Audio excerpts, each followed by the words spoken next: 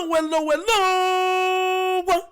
You are tuning to another episode of TheWunderkindShow. Today's second topic, Jon Gruden lets you know just how great a season Lamar Jackson is having. Look. Now, guys, you're going to like this episode. And the reason why is because not only am I going to play Jon Gruden, I'm going to show you just how bad, like the context to bad teams and how certain teams that are doing really well right now are feasting off of those bad teams. And I'm going to show you also just how much problems the Ravens have been having outside of, let's say, the O-line and stuff like that. So without further ado, we're going to play a little bit of Jon Gruden, and then we're going to break this out even further, all right? Sorry with the little sniffles. I swear, bro, out of nowhere, it was like a wave hit me. And I'm like, are you serious? So, but you know I got to give y'all this information. So let's get this thing started, and let's break it down, all right? Let's do it. Lamar Jackson had 4 incomplete passes and 5 touchdowns. They are balanced. They can slam it at you with Henry. They have an array of very good receivers and tight ends, and Justice Hill's a great receiving back. But Lamar Jackson is putting together his best body of work that I have seen. It's really incredible, his statistics based on any NFL standard that you've looked at. He's got 3,580 yards passing, 34 touchdowns, and 3 interceptions. I mean, the only 2 guys that I could find that threw over 30 touchdowns and less than 5 interceptions was Tom Brady and Aaron Rodgers. So that's the kind of class that Lamar Jackson is throwing the ball with. And when you combine that with 743 yards rushing and 3 more touchdowns, good God, how is he not the MVP? I mean, it's going to be a shame. Somebody's not going to win it. But Lamar has played superb football. Okay, so you hear what he had to say there. And hold on, let me make sure this thing is paused out. So this is my problem with this, right? Because I've said this literally in like 4 different episodes, the last like 4 episodes. What we are watching is one of the greatest statistical seasons for an individual playing the quarterback position. If the name was flipped with the wins that we have, if the names was flipped with any other player, it wouldn't even be close. Now you're starting to get it like, oh, it's voter fatigue. They're not even talking about the records that this man is supposed to be breaking. And listen, I told you guys I'm going to give you context. That's how you love Nitro. Check this out real quick. You think a little sniffle's going to stop me speaking the truth? Huh? These amoebas didn't know who they was dealing with. Check this out. To all the Bills fans that watch this channel, that watch me, and listen, look what up this is. You know what that is? That is the point differentials versus teams above 500 or below.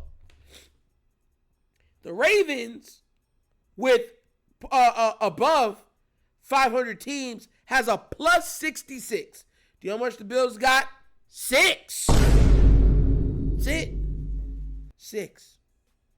Below 500, the Ravens have a plus 20 for a total of plus 86. Do you know how much the Bills have below 500? That's crazy. Point differential, 129. To put it in perspective, show you how crazy this is, I believe that's the second most. The Lions have the most. And this guy's, right, is second. The Lions were blowing out team after team after team after team. And the Bills are only second to them. Hold up. Get it. By 31 points. And we're talking about they were like blowing out teams like 50 to like 4. Or like, 50 to 7. Like, that's the type of stuff. And the Bills are second.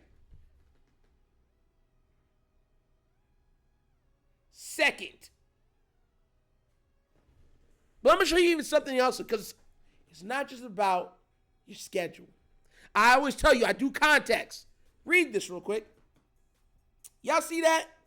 Y'all see what that says? Let me read it to you. It says, more Ravens from Aaron Schatz. And he's not even a Lamar. Like, this guy has went at Lamar multiple times. He just like stat, but he has like, preferences and stuff like that. And he's like, look, I give y'all good stats. Lamar's not really my preference, but I'm going to give you facts. Moreover, they're a fascinating team. The Ravens are the number 2 DVO offense in late close, which means any play in 2 or overtime, the 2 halves or overtime with the score within 8 points, only Green Bay has been better. That means Lamar's been absolutely elite in close games. Y'all know that, right? Elite. The best. The Ravens are the worst defense in the NFL in late and close. That literally tells you Lamar will score. The opposing squad got 40 seconds. Just let you know, on our defense, they're scoring. Oh. And we've seen it multiple times. We've scored, 50 seconds left, 40 seconds left, 30 seconds left. They come down and score on us. The Bengals game, when we went up, they scored in about 9 seconds. Was it 9 or 10 seconds? They scored. They, high. And then threw it, bam, chase, over route, bam, touchdown. And Lamar's like, are you serious?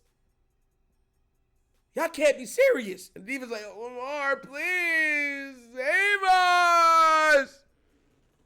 Harbaugh's over there being like, God gave me you, and you need to give me this win, please. That's what happened. So when you're looking at and you hearing so many great minds, forget the media. It's the guys that watch tape. You've heard Greg Cosell, Jon Gruden. All these guys are like, bro, Lamar is having one of the greatest seasons they've ever seen. And you're literally looking at these media guys like, oh yeah, but we're tired of Lamar. Why do we gotta talk about him no more? He's not even running like he usually does. He's throwing it. Oh my God. And I have a bone to pick with so many hypocrites that call themselves fans and call themselves media pundits.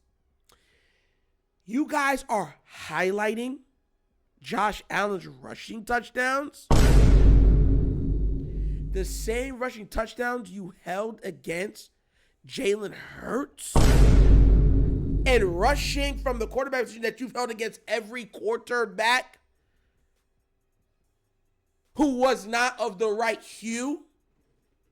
You are now illuminating it because it's Josh Allen doing it. Am I the only one noticing this?